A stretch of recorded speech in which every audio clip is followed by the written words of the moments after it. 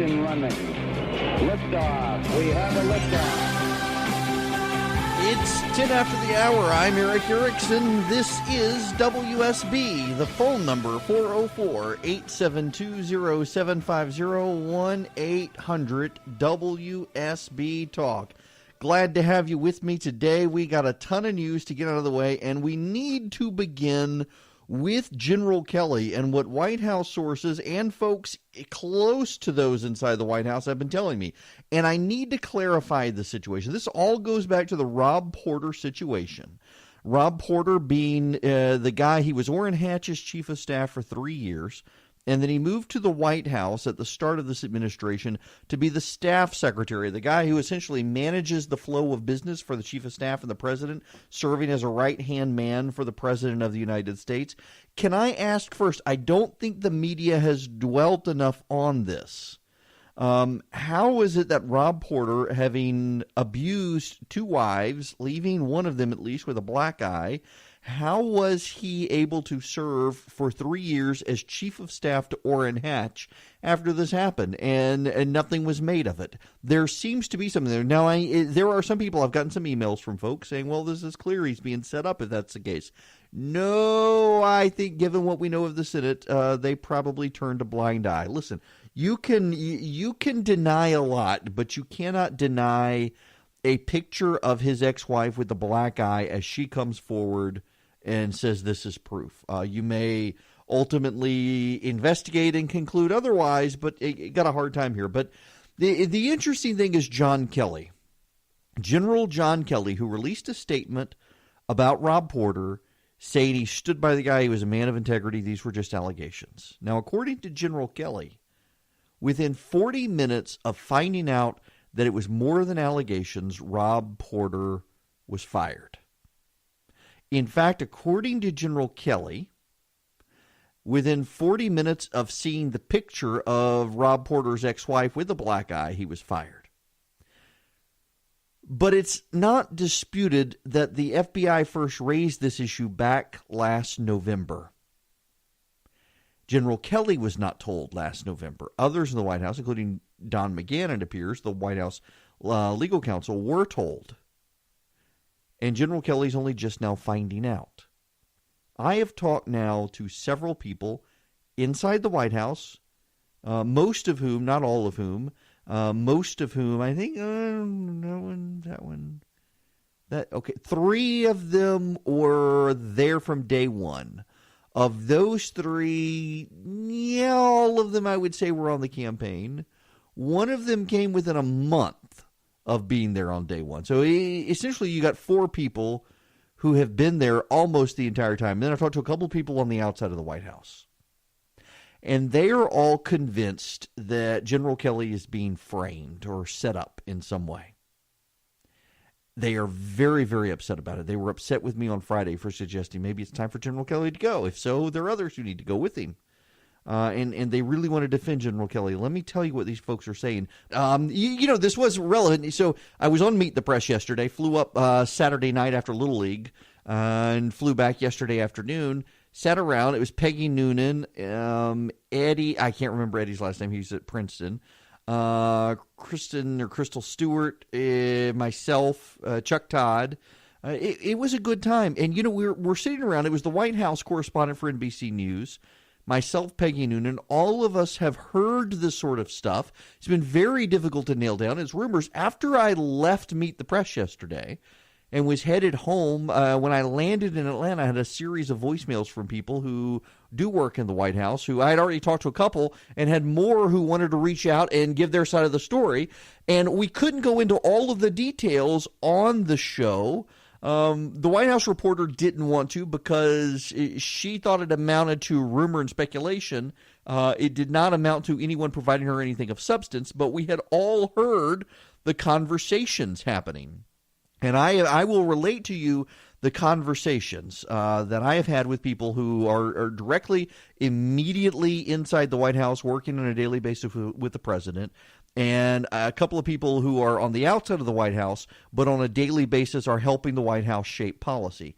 All of these people, all with the exception of 1 or 2, are adamant that General Kelly is being set up. All of them are worried about Jared Kushner and Ivanka Trump's influence. And those who believe General Kelly is being set up, which is pretty much all but one or two, they are insistent that it is Jared Kushner and Ivanka Trump setting up General John Kelly. You must remember that when General Kelly became chief of staff, his day one actions were to end Omarosa Meninghal's influence of the White House and to restrict Jared Kushner and Ivanka Trump from having access to the Oval Office. Knowing he can't restrict them to the White House residence because Ivanka Trump is the daughter of the president, he could at least restrict their influence in the West Wing and has done his best to curtail their influence, believing it to be a negative influence. And over the last month, there have been a series of stories critical of John Kelly on immigration and whatnot. And the underlying message is that Ivanka Trump is seeding the ground of her father's mind with doubts about John Kelly. She wants John Kelly gone because she wants more influence. John Kelly is perceived as slowing her down. He's perceived as marginalizing Jared Kushner. And I think based on the people I've talked to, that's all right. He has done these things. And so there are people who believe that Ivanka and Jared, who are very close with Hope Hicks, probably withheld, and again, I'm just relaying information from people who believe this, people who work in the White House. They believe that Jared and Ivanka withheld information from John Kelly, potentially that Hope Hicks did as well. That when John Kelly found out the information, Hope Hicks, who is dating Rob Porter, tried to minimize things, painting a false picture for John Kelly. And now that everything is out there, they're using all of what they withheld from John Kelly to push John Kelly out the door. That he's uninformed, he's caused a PR crisis for the White House. This is the second major event where people have claimed John Kelly is creating a PR nightmare for the White House, which is the thing that President Trump does not want. He does not want PR nightmares. And in fact, some people are saying John Kelly probably would have been gone already, but for the PR nightmare it will cause. Let me give you direct quotes. These are direct quotes from people within the White House. One told me Ivanka will use any headline she can to manipulate her dad into ousting General Kelly. He has limited both Jared and Ivanka's abilities to navigate the White House, but their family, so he cannot shut them out entirely, and they are taking advantage of that right now. We are rooting for Jared to get indicted just so they will go away, says one to me. Now, I'm going to use a word many of you do not like, and many of you send me angry emails if this word comes up on this show. But I have to use the word because it is a direct quote. It is not an expletive banned by the FCC, so I'm going to use it so that you can get this quote in its entire context from a source. Again, this is a White House insider. This is a direct quote. We are every day at the mercy of what the president sees on TV and what his friends tell him overnight. Without General Kelly, we'll be at the mercy of Jared and Ivanka and an army of backstabbing retards who think they are Rhodes Scholars too. I know y'all don't like the retard word, but that's how somebody phrased it to me. We had this discussion on Meet the Press yesterday. Chuck Todd kind of laughing at Peggy Noonan and me, saying, look at the chaos. There's chaos every day in the White House. Well, there is. The president is a chaos president. He feeds on chaos. He thinks he uses chaos to his own advantage. He thinks in part he won because of the chaotic atmosphere of the election. The president is the eye of the storm of chaos. You can't get rid of the chaos without getting rid of the president, and that's not going to happen for 3 years. But what General Kelly does is, while the president may be chaotic, General Kelly has gotten the chaos out of the White House policy development process. And because he has largely gotten the chaos out of that, the White House behind the scenes is largely functional, even though publicly it doesn't look that way because of the president and message shift because of the president. And all of these people I've talked to tell me that if General Kelly is gone, you will see a vacuum, and the vacuum will be filled by even more chaos. You may think it's bad now, but you ain't seen nothing yet if General Kelly is gone. And again, all coming from people who work on a daily basis with the president in the White House. Y'all, for the past 2 months, I have been using a new electric toothbrush that I was really just about to order one of these. I saw it on Instagram. Then they reached out and asked if they could be a podcast sponsor for the show, and I said yes. And the reason I wanted one is because the regular electric toothbrush I had been using, the head is so big. I've been using the Invisalign braces, and it's really awkward to get this toothbrush in my mouth. It's one of the store-bought ones. You know the brand. And it's just not comfortable. I used it for a couple of weeks and just stopped using it, went back to a regular old professional toothbrush. So when I saw Quip, I decided I'd give it a try. The cool thing about Quip, it's an electric toothbrush, but there's no charger. You don't have to worry about putting it on a charger every day. It's designed conveniently so you can use batteries. It's backed by a network of over 10,000 dental professionals, including dentists, hygienists, and dental students. And, one of the cool things is that you've got a subscription plan with Quip. They refresh your brush on a dentist-recommended schedule, delivering new brush heads every 3 months for just $5, including free shipping worldwide. Cool thing. Quip starts at just $25, and if you go to getquip.com/Erick, remember, E-R-I-C-K, right now, you'll get your first refill pack free with a Quip electric toothbrush. That's your first refill pack free at getquip.com/Erick. It's spelled GETQUIP.com/ERICK. I have really enjoyed using this as a toothbrush. It has a timer every 30 seconds. It pulses, so you know when you get to the 2-minute mark, it turns off at 2 minutes, so you get the 2-minute recommended brushing that your dentist says, and you can time it based on those pulses to get the top, the bottom, the front, the back. I really enjoyed using an electric toothbrush for the first time ever. Go to getquip.com/Erick today. Get yours for $25.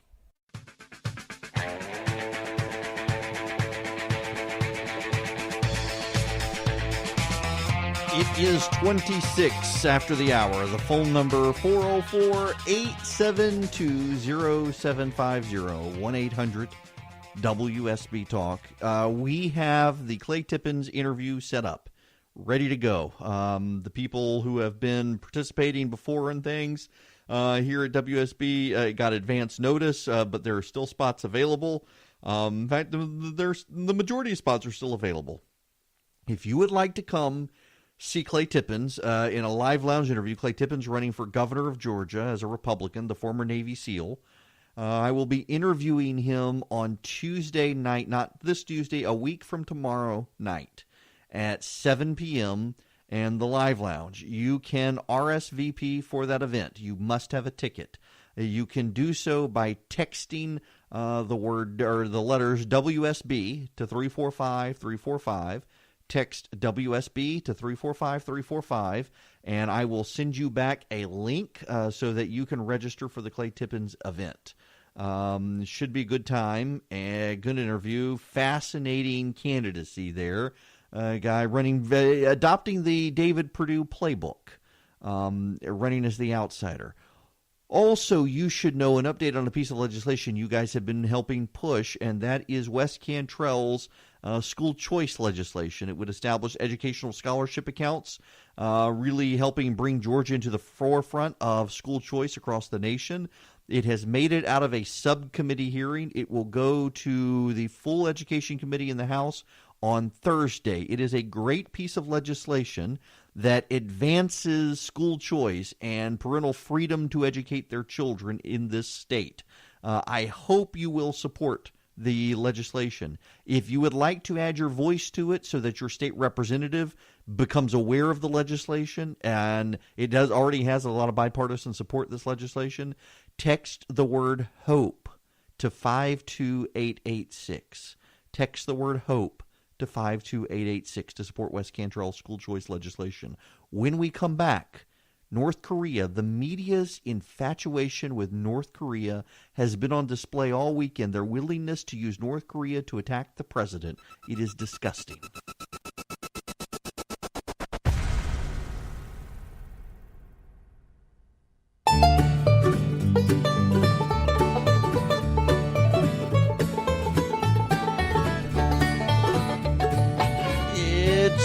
After the hour, Erick Erickson here, News 95.5 AM 750 WSB. The phone number 404-872-0750, 1-800-WSB Talk. We'll get into President Obama's portrait here in a little bit. We will. I give the artist there a pass on making President Obama be in the weeds. But it's Michelle Obama who looks nothing like herself. But we'll get there. First, we need to talk about North Korea. We really do. There are people, and I hope if you're one of them, you're listening very carefully here. There are people in this audience, because they've come up to me and talked to me about this. There are people in this audience who find it very hard to believe the Russians could meddle in American elections. Beyond the tribalism of, I can't believe this because it could undermine the president. I'm not in the camp that believes the Russians stole the election for the president. I don't believe it. There is no evidence for it, even though it is a article of faith among Democrats. There's no evidence for it. There's a lot of evidence, though, that the Russians wanted to undermine our faith in our democracy by subverting our democracy, by dabbling in our politics, by causing us to distrust the system. And there are a lot of Americans who won't believe that. For those of you who don't believe the Russians could undermine American democracy and sow the seeds of dissent, look how easy it has been for the North Koreans to get the American media to embrace North Korean propaganda as fact. Because that's what's going on here. The moment Kim Jong-un's sister made a side-eyed glance at Mike Pence, she became a hero of La Resistance. And the media is part of La Resistance. The media wants to be opposed to the president and vice president. And so they will willfully, knowingly, gladly embrace North Korean propaganda in order to make the president of the United States look bad.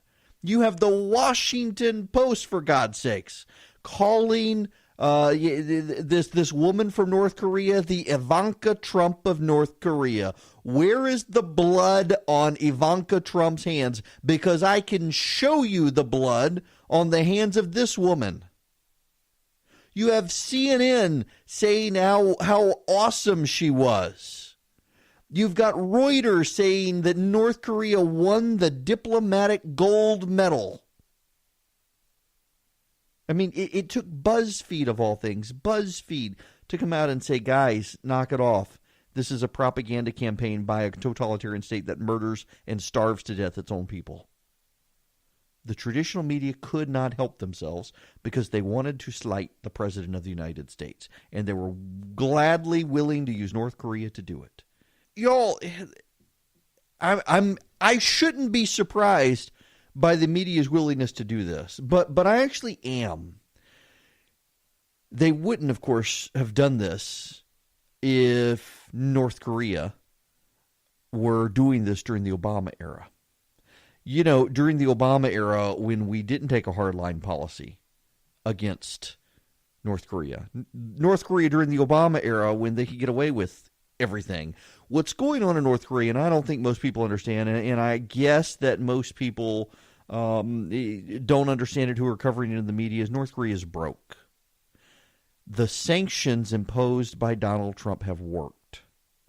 North Korea has to do diplomatic outreach now because North Korea doesn't have any money. North Korea has been saber-rattling and threatening to do all sorts of things. North Korea has been threatening to drop nuclear bombs on North America, among other things, because every time North Korea has done this in the past, Bill Clinton, George W. Bush, and Barack Obama were willing to pay them off and give them money. And they used that money not to feed their people, but to build their nuclear program. Donald Trump has refused to play that game with their saber-rattling, so North Korea is forced to do diplomatic outreach. North Korea is forced to engage South Korea. North Korea is forced to run a propaganda campaign to make itself not look good because of what Donald Trump has done. And the media is so hateful toward Donald Trump, they cannot, do not, will not ever recognize that it is actually to his credit that North Korea is having to do this. Had Donald Trump not taken such a hard line on North Korea and frozen them out of all of the diplomatic processes of the planet, North Korea would still be making nuclear weapons instead of going to South Korea and making kissy face for the American media. But the American media, which so loathes Donald Trump, will never admit it.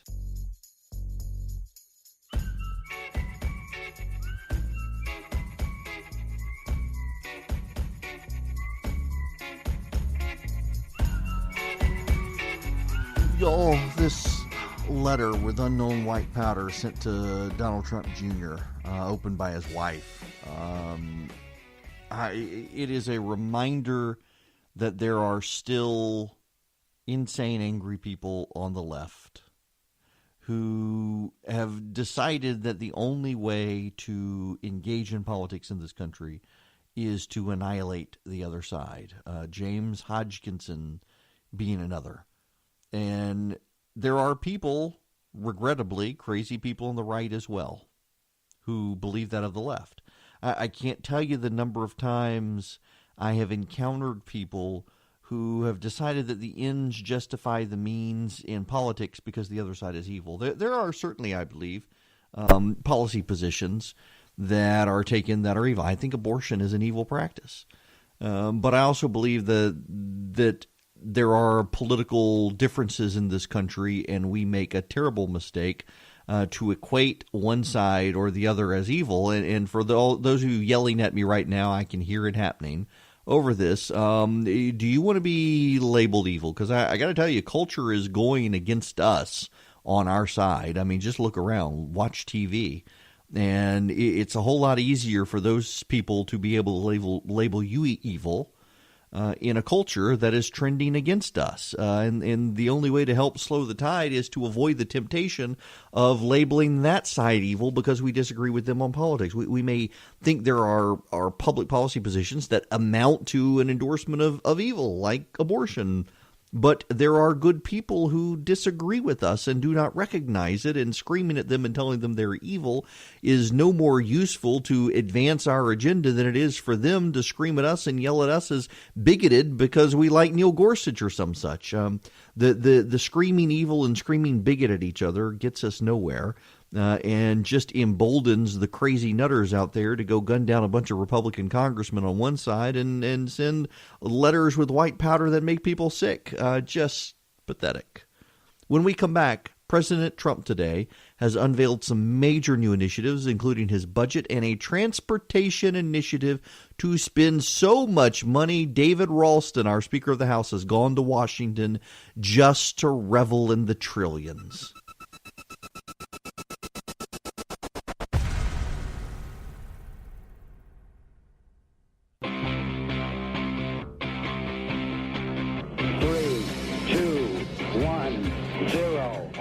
Running.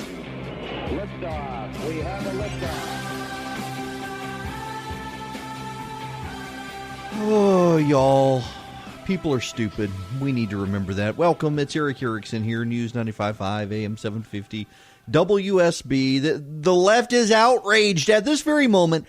Outrage is ensuing online. Yes, surprise. The left is outraged. It must be a day ending in Y.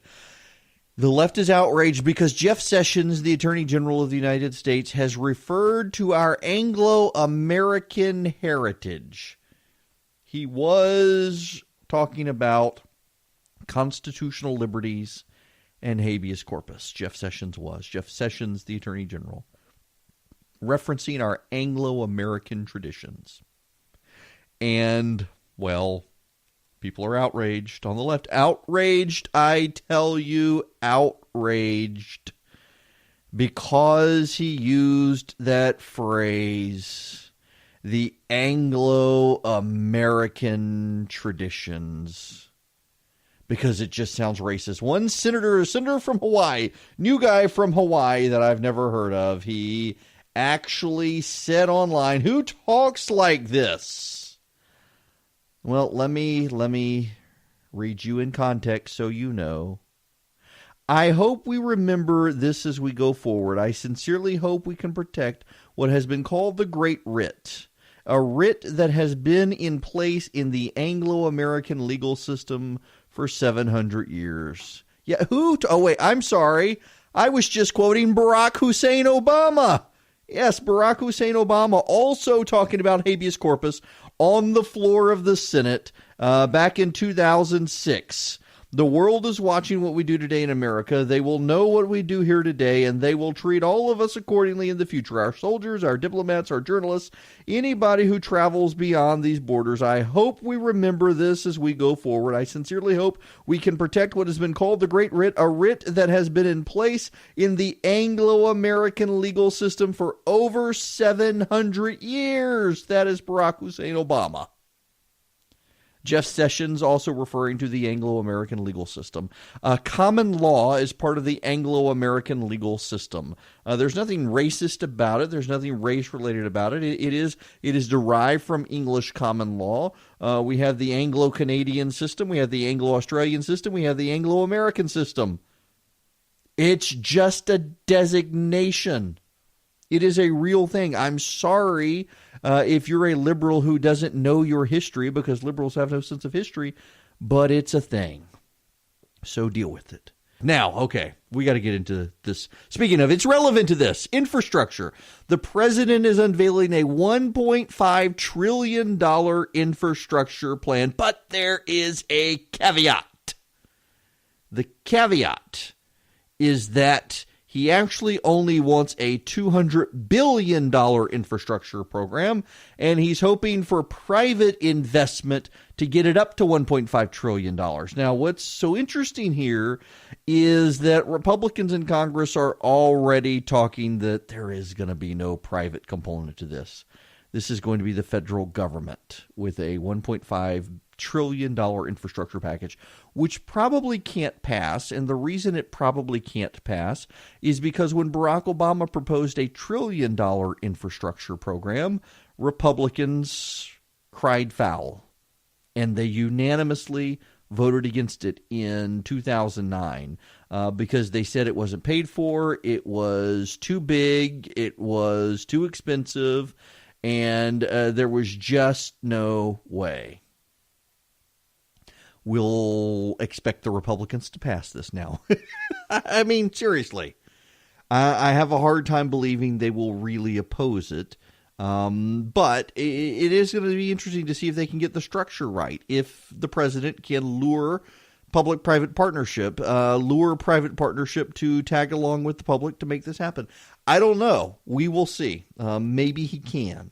The other interesting thing out of this is that there's going to be essentially, I think it's a $4.5 trillion budget. Mick Mulvaney has made people in the White House very angry today. Mick Mulvaney is the head of the Office of Management and Budget. He's also the head of the Consumer Financial Protection Bureau. Mick Mulvaney has come out and said that he is opposed, if he were in Congress, would be opposed to this budget. He would vote against it if he were in Congress. Had Mick Mulvaney come out and said he would have supported it in Congress, no one would have believed him. So he should be patted on the back today for being honest. It is true. No one should vote for a $4.5 trillion budget. They shouldn't do it. Y'all, we have in Washington a spending problem. We have a very bad spending problem. The country cannot afford what the government runs on, what the federal budget is. The country cannot afford it.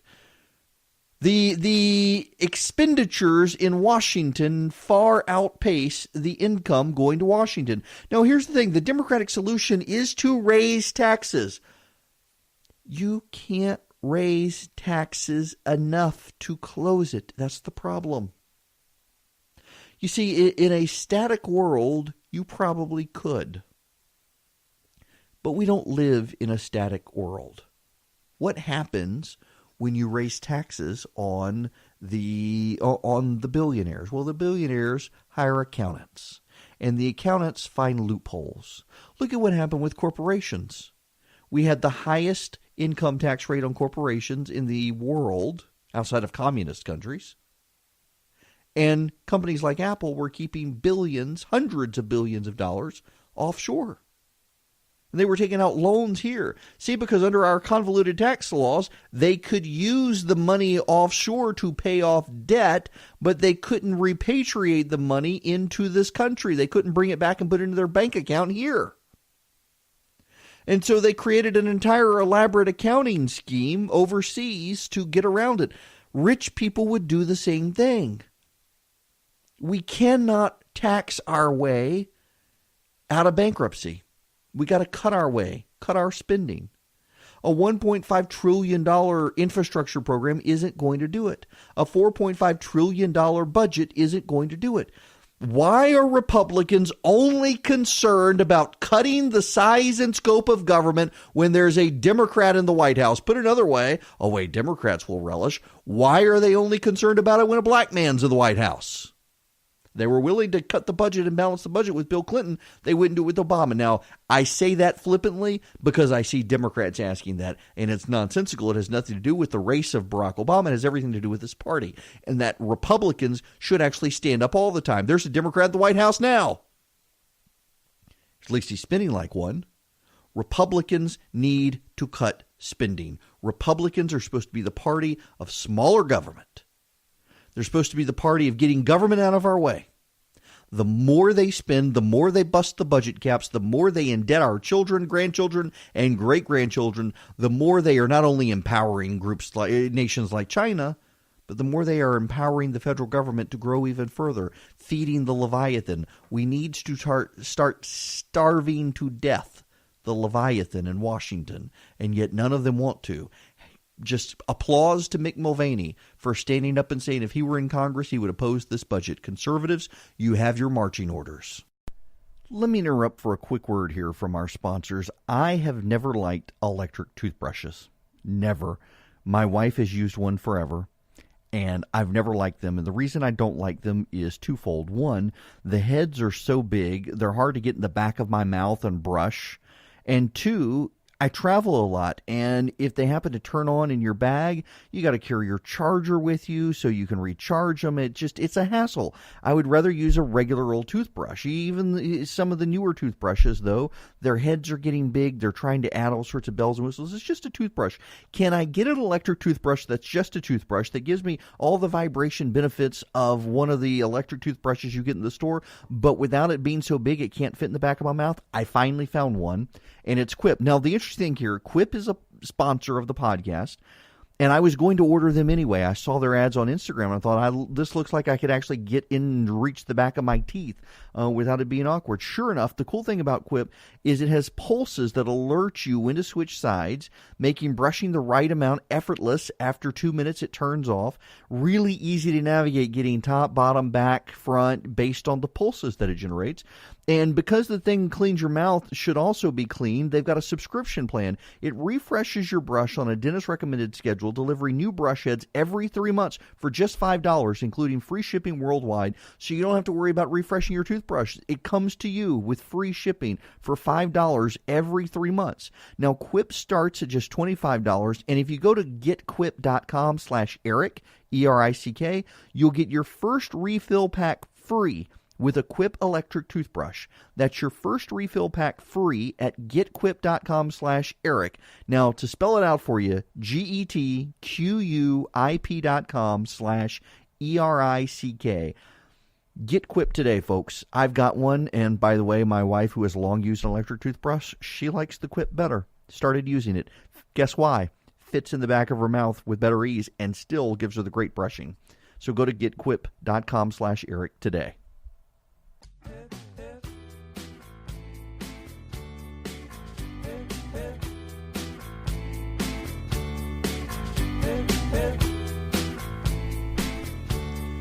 It is 26 after the hour. I am Erick Erickson. The phone number 404-872-0750, 1-800-WSB-TALK. Let's go to the phones now. Bob, welcome. You're up first tonight. How are you? Doing great. Thanks, Eric. I'm a big fan of the show. Thanks. My question to you is, how much trouble would the Democrats be in if a Republican-controlled Congress passes a path to citizenship for the Dreamers? Oh, I think they'd be in huge trouble, and that's one reason the Republicans I've talked to have wanted it. And they make a persuasive. And listen, I realize that there are a lot of folks listening right now who are opposed to any path to citizenship for Dreamers, But the Republicans up there make a case that if you put the Dreamers on a path to citizenship, you suddenly have wiped out the Democrats' advantage on the issue because you've taken away their photo op. Now the only people they've got to argue to give citizenship to are the people who sneak across the border knowingly and willfully breaking the law, as opposed to the kids who were dragged here. Right. And then if they can get that border wall put up, now they've fixed the problem, plugged the hole, and it could be Republicans for generations. Yeah. And, most of the parents of these Dreamers, if you survey them, I mean, if you take the non-political surveys, Pew and others, and survey them, they don't really want citizenship. They just want to stay here and keep working and send money home. They couldn't care less about citizenship. The kids want it because they believe they're American, but the parents are like, we're just here to work and send money home. So you deprive the Democrats of so much and build the freaking wall finally.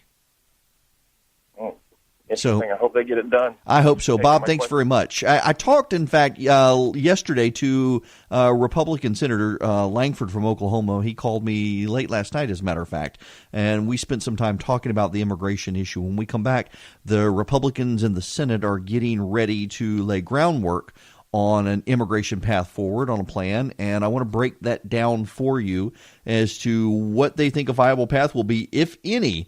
They're going to do something in the Senate they haven't done in a while. And, y'all, can we talk about the Obama's portraits, the official portraits? Listen, I'm willing to give artistic license to putting Barack Obama in the weeds for multiple metaphorical reasons, but Michelle Obama should at least look like Michelle Obama, shouldn't she?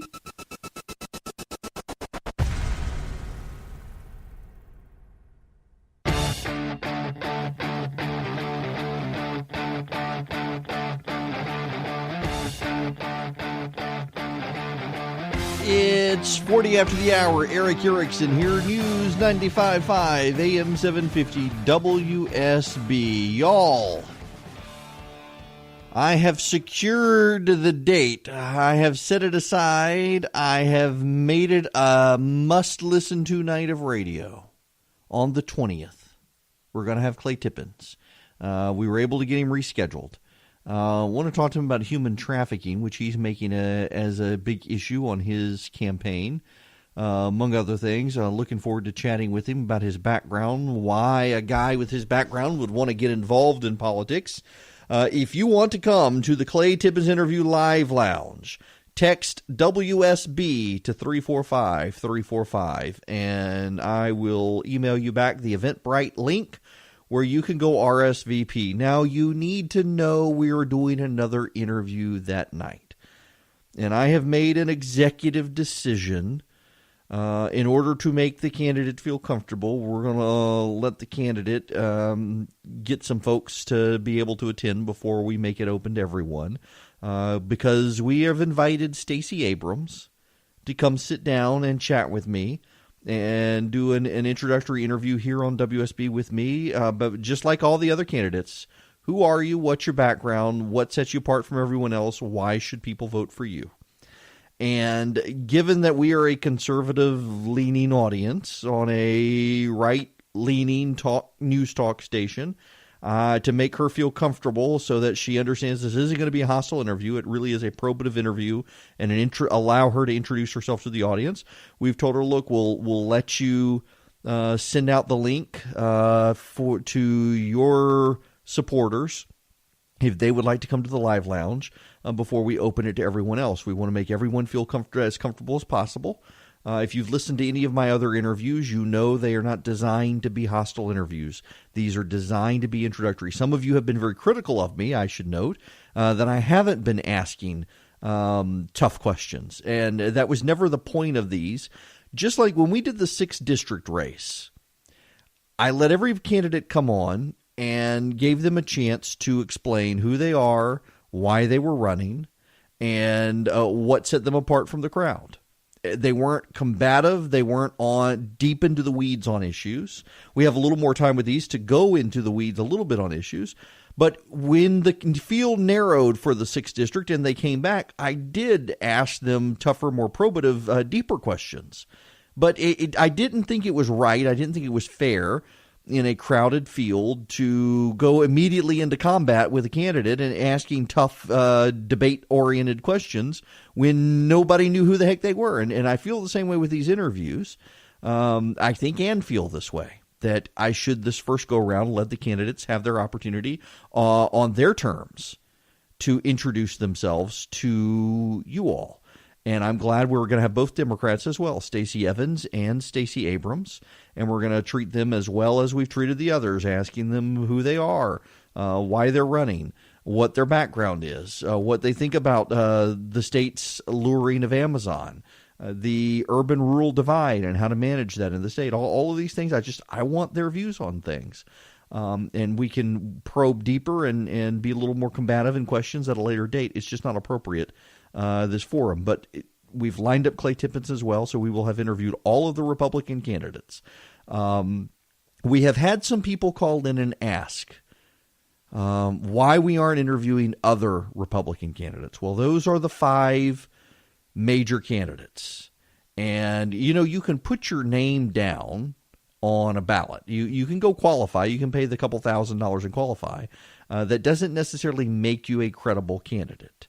If you're a credible candidate, you've got disclosures with substantial sums of money. You've got organizations at the county level.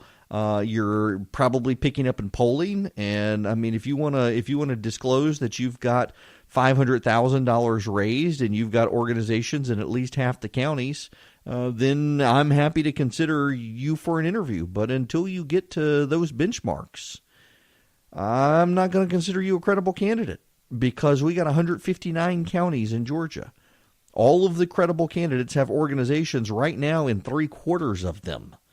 Some of the candidates, I think most of the candidates, have organization in all of the counties in Georgia now, 159 counties, and an organization that is, each county has a point man who lives in that county helping them get votes in that county. That is a huge undertaking. As someone who's had to do that for candidates in the past in just congressional districts, it is a huge undertaking for just a congressional district to have all 159 counties organized with people in each county who have vote totals that they're going to go out, they're going to find these votes for that candidate to make their ground game happen, and then to raise over $1 million. Every single candidate who is running right now for governor has more than $1 million cash in hand. So again, you can put your name on the ballot all you want, but if you don't have $1 million in the game, you don't have organizations. You're not really a candidate for governor. It's just something to put on your obituary. So I digress, but we will have Clay Tippins. If we have other major candidates get in who are organizing and raising money, I'm happy to consider them. And we want to have the Democrats in as well and make it as fair and even as possible for both sides. Okay, I talked to Senator Langford on immigration. It's coming up in the Senate this week. Here's all you need to know. The Senate is going to open up the process on immigration, one Democratic amendment for every Republican amendment that will allow them to get a deal that will get at least 60 votes. Senator Langford thinks that you will see some negotiation on the 1.8 million Dreamers getting citizenship, but for the Republicans, it is a line in the sand that there should be no more than those who were ready and eligible when Barack Obama announced the program, not those who then tried to flood the country after he announced the program. They want to disincentivize that. They would very much like to tie it to wall funding because they understand that you pass an immigration reform plan, you're going to have people trying to rush over with forged papers. So any immigration plan has to go along with securing the border to get Republican votes. We'll see if you could then get Democratic votes.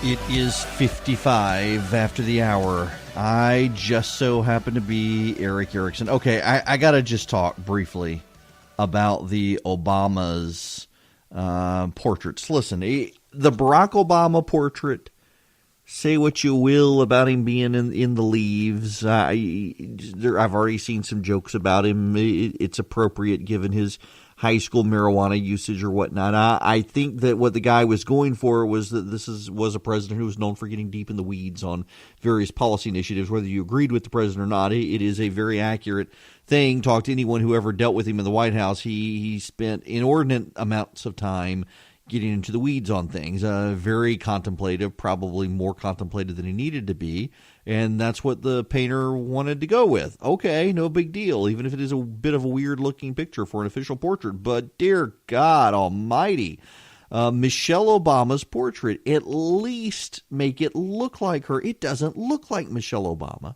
who is a very lovely lady. It does not look like her.